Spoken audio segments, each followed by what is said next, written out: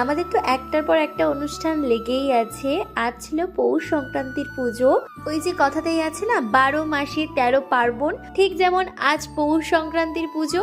দেখতে দেখতে আর কিছুদিন পরই আবার আসবে সরস্বতী পুজো, গোটা ষষ্ঠীর পুজো, দোল পূর্ণিমা, আরো অনেক অনুষ্ঠান। আজ ছিল আমার বাড়িতে পৌষ সংক্রান্তির পুজো, তাই জন্য আমি মিশুকে বলেছিলাম যে ফুলগুলো ভালো করে কুচিয়ে দিতে, আর যা যা ফুল গোটা রেখেছিলাম সেগুলো দিয়ে আমি ঠাকুরকে সুন্দর করে সাজিয়ে দিয়েছি। এবছর আমি ঠাকুরের জন্য একটু পরমান্ন করেছিলাম। পিঠেটা করার মতো সত্যি সময় হয়নি, তাই জন্য পিঠেটা কিনে আনা হয়েছিল।